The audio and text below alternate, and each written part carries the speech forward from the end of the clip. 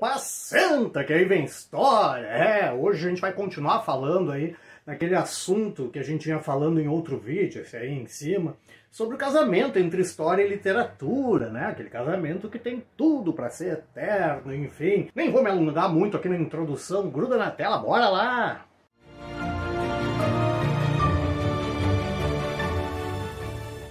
Buenas! São incontáveis aí os exemplos do quão feliz é esse casamento entre história e literatura. Na verdade, é difícil até de imaginar as duas áreas do conhecimento, os dois campos do saber aí separados, né? Mas hoje a gente vai falar sobre um assunto em específico, dentro da literatura.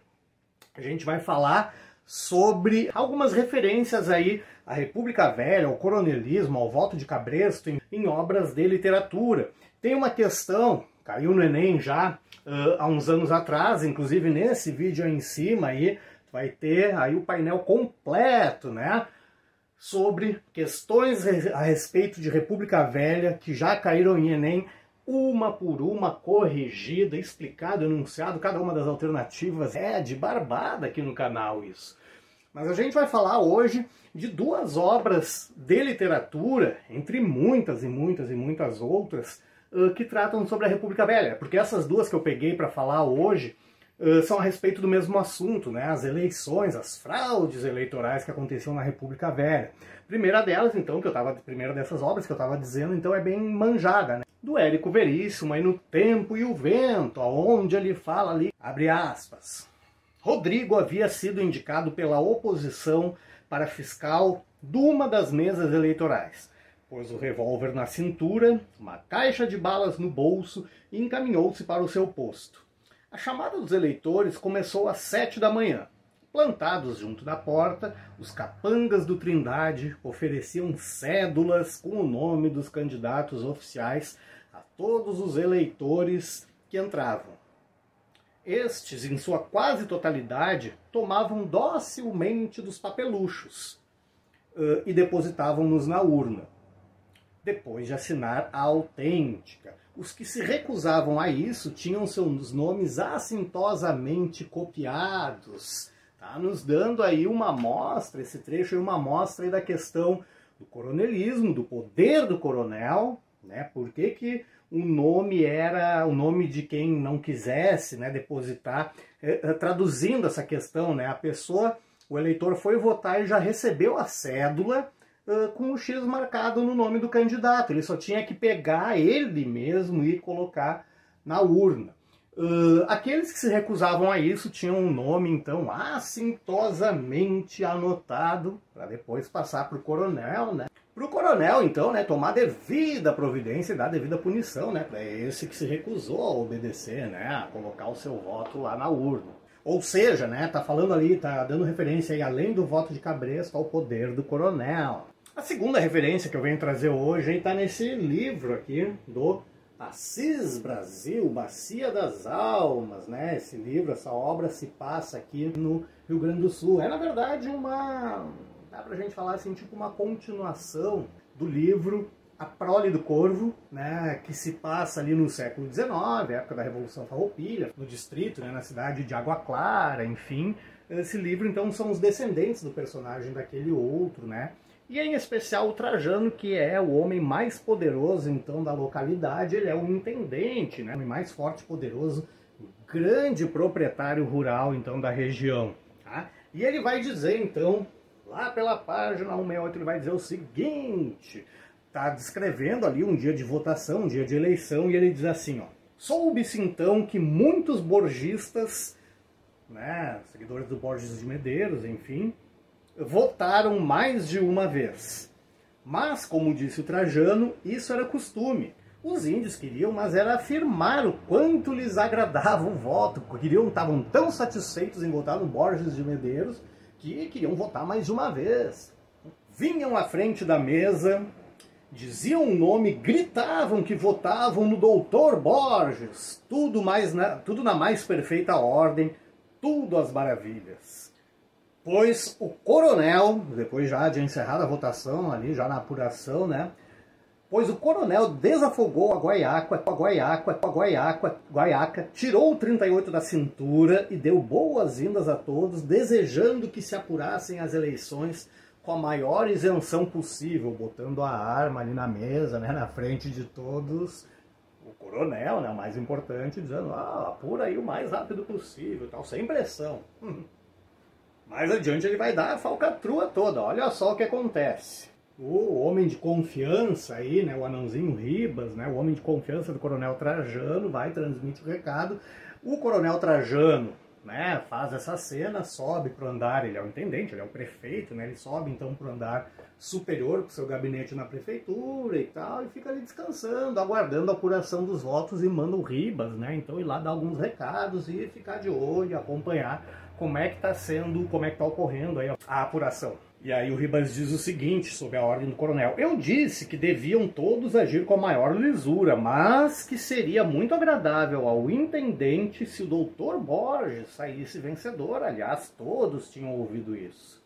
E aí ele continua: fui buscar os livros de votação, coloquei-os em cima da mesa, abertos, e de relance constatei que se perdia a parada. O Chimango, né, Borges de Medeiros, tinha poucos votos, mesmo contando com os duplos. Era um verdadeiro fiasco. O fiscal republicano também se deu conta da desvantagem do Chimango e me pediu que fosse avisar o Trajano, para que não tivesse uma surpresa muito grande quando recebesse o resultado.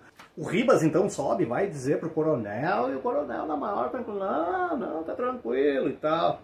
O Ribas estranha, todos estranham quando ele volta, o coronel tá tranquilo em saber que tá perdendo, como assim? E a história se desenrola. E agora sim se encaminhando para o final, né? No final, quando se fez a lista, viu-se que os maragatos ganhavam, do Assis Brasil, né, ganhavam por mais de 200 votos, foi uma lavagem. O juiz propôs, meio vacilante, que se lavrasse a ata regulamentar e nomeou-me, Ribas contando, secretário para a ocasião. Peguei o livro de atas, escolhi uma pena boa, pensando em como ia resolver a embrulhada. É feita a ata e ninguém quer subir, ninguém quer levar a ata para o Trajano, nem mesmo, né, o juiz, enfim, o responsável pela sessão eleitoral, ninguém quer levar a ata para ele. Combinam de ir todos juntos, ele está lá em cima tomando champanhe, né, e já dizendo, vieram me trazer o resultado, enfim, né, do Dr. Borges, o grande vencedor, e ninguém tem coragem de falar. Até que, enfim, ele diz, bom, vamos fazer de uma vez essa ata, e ele já providencia, já tem outra providenciada ali, pronta, dando a vitória ao Borges de Medeiros. E é então o Ribas, né, o secretário, seu fiel escudeiro, que propõe a ideia então de rasgar aquelas duas folhas, alterar a numeração do livro de registro, né, alterar a numeração das demais folhas e fazer a ata, então, concedendo a vitória ao Borges de Medeiros. Né? O que isso tudo nos mostra, né? E então, né, que a gente tem ilustrativamente, né, em obras de literatura de os dois escritores, né, gaúchos, contando um pouco do que se passava aqui no Rio Grande do Sul. Teve um outro nome, a gente costuma chamar de caudilismo, né? A gente usa mais o termo coronelismo para Nordeste em especial, enfim. Mas essas duas obras aí, esses dois trechos, né, enfim, que a gente viu, nos dão essa ideia, né, nos mostram as falcatruas que haviam nas eleições, né? Se por um lado o fato de o voto ser aberto, isso não é uma falcatrua, isso estava na Constituição de 1891, voto aberto. Essa questão do voto ser aberto, aí sim que dava margem para uma série de falcatruas, como, né, o voto de cabresto, como o coronel exerceu seu poder sempre em anos de eleição, né? Os candidatos a cargos eletivos não faziam campanha na época no meio do povo, né? Não pegavam criança pobre, ranhenta, coisa assim. A campanha deles é junto aos coronéis, né? Então eles tinham que prometer, tinham que barganhar com o coronel, com o fazendeiro, com o latifundiário mais importante de cada região, aquele cara que tinha a vida de alguns milhares de pessoas da região, da redondeza, em suas mãos. É com esse cara que os candidatos a cargos eletivos, então, faziam sua campanha, né? E, enfim, essa questão de ata rasurada, de usar o nome de mortos, né, de morto, para votar duas vezes por fanatismo tão feliz, né, de votar, cara, no candidato aquele que eu vou votar de novo. Estou tão feliz em votar no Borges, eu voto com tanta convicção que eu vou votar 2 vezes. Imagina, né? Todo tipo de falcatrua que aconteciam nas eleições do período aí da República Velha. Então, como eu falei lá no início, né, a gente trabalhou esse tema exaustivamente, né, num vídeo analisando todas as questões que já caíram de República Velha no Enem. A gente viu como que isso é cobrado, certo? Então agora, por hoje, a ideia era essa aí, a gente ver como esse assunto tão importante na história do Brasil, na história da República Velha, tão caro, tão precioso a história do Brasil, que, como a gente viu, né, cobrado direto em questões do Enem, como isso é trabalhado na literatura. E eu só peguei 2 obras e só aqui do Rio Grande do Sul. Existem muito mais obras aí de literatura que tratam desse tema. Tu gostou desse vídeo? Tu gostou dessa proposta aí de aliar áreas do conhecimento? Enfim, tu sabe o que fazer, né, velho? Dá aquele likezinho maroto, dá aquela curtida, encaminha esse vídeo para amigos aí que vão fazer Enem, vestibulares, enfim, e era isso, até o próximo. Olha,